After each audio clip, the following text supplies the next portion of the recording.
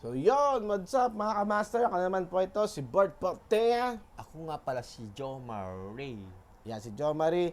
Yan. At tutulungan tayo ni Jo Marie na talakayin natin yung mga papanoorin natin na mga reviews ng mga mutya. At to ay mutya ng uwang. Pangil ng uwang sa gubat, no? So ano ba ibig sabihin nito? Ano bang kapangyarihan nito? Ano, no? Jo Marie? Okay. Siguro, Uwang gubatnan ang tawag namin na mga babaylan unom sa ganitong sahing aso na makikita lamang sa mga masio. Ibig sabihin nito yung mga mutya ng aso. o yung tinatawag na wolf. Wolf? Wolf na animal. Ibig sabihin ng wolf, aso siya na galing sa ibang bansa siya, pero hindi siya natatakot sa kahit anong ano. So hindi siya kunyari, kumbaga, nalagaan, parang di ba? mananap- Mga yelo, yan. Parang nakikita mo yung parang medyo dumidilim yung buwan, di ba? May mga kita kang gano'n, glasing aso ganyan. Pero ito, kakaibang mutya na ito. Kakaibang lakas nito. Wolf Wolf sa siya. doon sa gubat. Sa gubat. Usually ito mga asong to ay hindi inalagaan.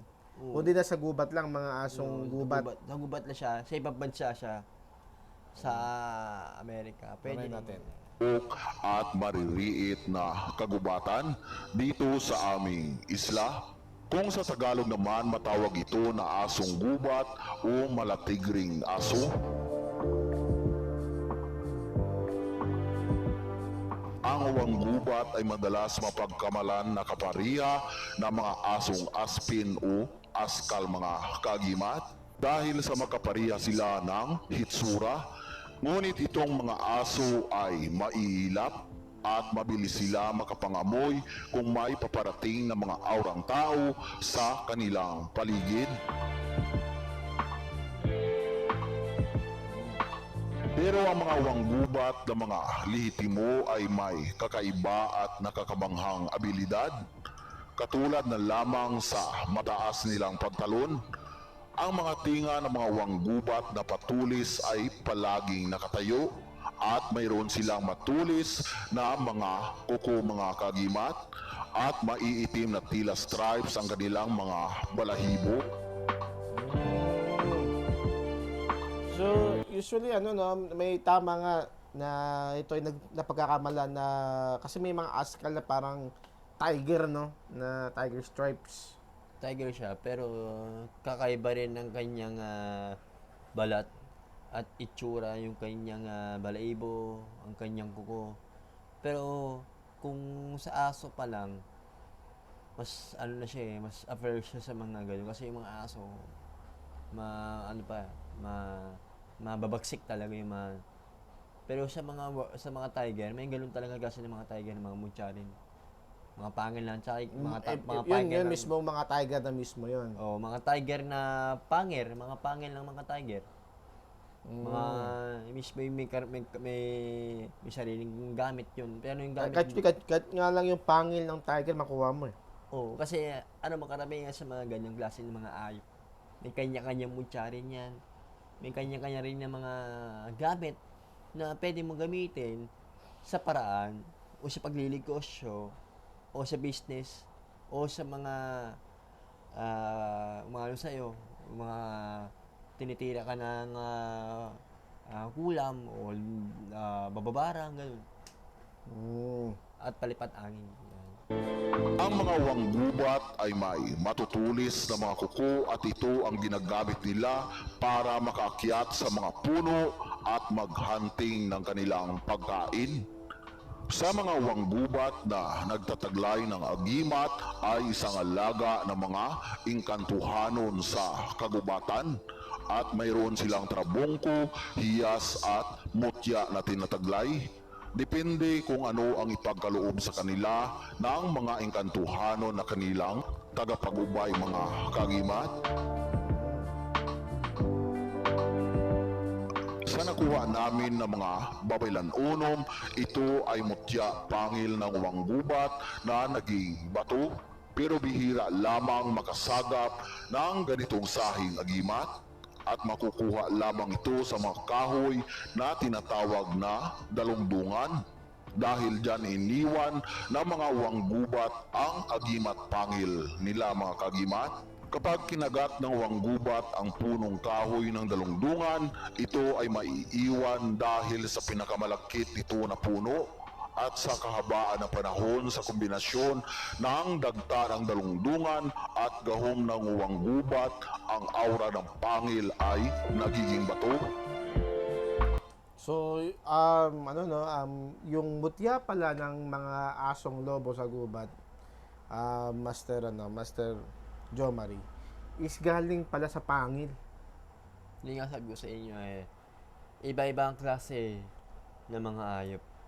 Kahit mga pangil na mga kalabaw o yung mga nalagas, meron din na pangil ng tiger, meron din. At Pero higit- ito, no, sa tingin mo, ito nakikita mo ngayon na ito ay galing sa ngipin. ipin siya ng wolf ng gagubatan na pwede mong gamitin sa mamamaraan. Pero kung paano mo ito gagamitin o sa tamang gamit o yung may klaseng ganyang pangil na ganyan, madali lang naman gumamit ng mga ganyang klaseng mutya, may kapangyarihan ka. Una-una, bago ka makakuha ng mga mutya o yung mga klase mga bato, kailangan mo muna magdasal muna ang iyong sarili bago magdasal muna sa lugar na pwede pagkukuhan mo. Kasi actually, pag nagdasal ka sa sarili mo, na meron ka ring gabay sa sarili mo. At yung dinadasalan mo, ay yung mismong kukunin mo para doon ka magpapaalam na hindi ka hindi ka rin gagabalain para agad-agad makuha mo agad yung gusto.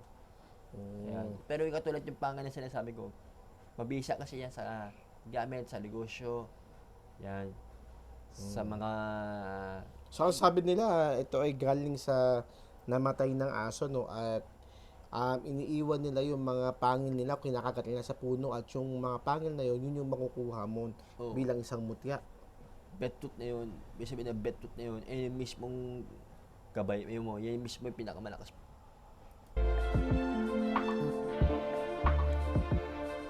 Tungkol naman sa mabisang gamit ng mutya ng wanggubat ay may malakas ito na pangproteksyon at depensa pangkalahatan, proteksyon laban sa mga masasamang elemento at nagpapalakas ng ating dungan at kalooban para sa matibay na panlaban sa mga usog, tampong at sa mga bugno.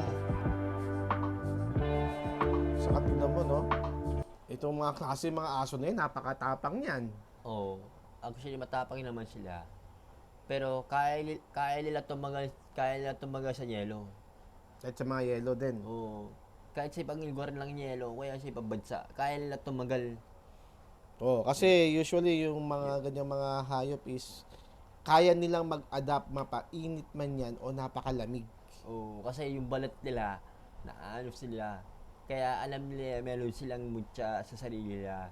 Kaya nila tumagal ng galong katagal ng yung mga medyo mga mainit o medyo mga malamig na gano'n.